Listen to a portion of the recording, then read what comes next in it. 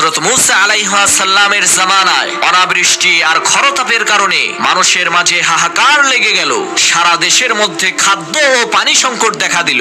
রোদের উত্তাপে গাছের পাতাগুলো নুয়ে পড়ল, গৃহপালিত পশুগুলো মৃত্যু মুখে দাবিত হলো। এই দৃশ্য দেখে হযরত মূসা আলাইহিস সালাম তার উম্মতদেরকে সাথে নিয়ে বিশাল এক ময়দানের মধ্যে নামাজ পড়ে মহান আল্লাহ তাআলার দরবারে বৃষ্টির জন্য দোয়া করলেন। কিন্তু দোয়া করার পর রোদের তাপ আরো বেড়ে গেল।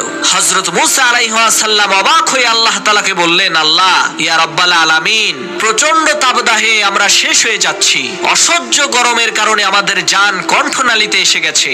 আমরা তোমার কাছে বৃষ্টির জন্য দোয়া করলাম, রহমানুর রাহিম, কিন্তু তুমি বৃষ্টি না দিয়ে রোদের তাপ কেন বাড়িয়ে দিলে? তখন আল্লাহ তাআলা ওহী নাজিল করলেন, হে মূসা, তোমার সামনের এই বিশাল জামাতের মধ্যে একজন লোক আছে যে 40 বছর পর্যন্ত আমার নাফরমানি করছে।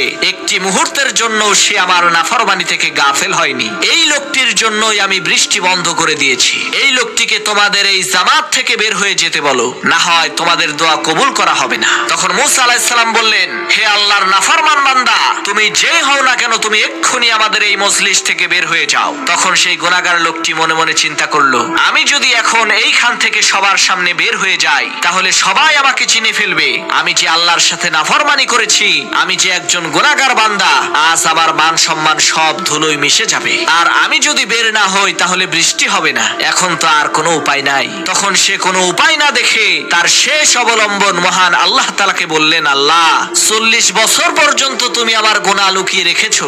আজকে এই হাজার হাজার মানুষের মধ্যে তুমি আমাকে অপমানিত অপদস্থ করো না, তুমি আমাকে ক্ষমা করে দাও। আল্লাহ রাব্বুল আলামিন তাকে ক্ষমা করে দিলেন, আর সাথে সাথে বৃষ্টি নামা শুরু হয়ে গেল। হযরত মূসা আলাইহিস সালাম বৃষ্টি দেখে অবাক হয়ে বললেন, আল্লাহ, এই মজলিস থেকে কেউ তো এখনো বের হয়নি। সেই গুনাহগার লোকটি এখনো পর্যন্ত এই মজলিসের মধ্যে আছে, তাহলে বৃষ্টি কিভাবে শুরু হলো? তখন আল্লাহ তাআলা বললেন, আমার যেই বান্দার কারণে আমি বৃষ্টি বন্ধ করেছিলাম, আমি আমার সেই বান্দার কারণেই এখন বৃষ্টি দিয়েছি। তার জীবনের সমস্ত গুনাহ আমি ক্ষমা করে দিয়েছি। তখন মূসা আলাইহিস সালাম বললেন, আল্লাহ, সেই গুনাহগার লোকটাকে আমরা তাকে একটু দেখতে চাই। আল্লাহ তাআলা বললেন, মূসা, আমার সেই বান্দা 40 বছর আমার নাফরমানি করেছে, তবু আমি তার নাম প্রকাশ করিনি। আর আজকে তো আমি তাকে ক্ষমা করে দিয়েছি, তাহলে কেমন করে তার নামটা প্রকাশ করতে পারি বলো?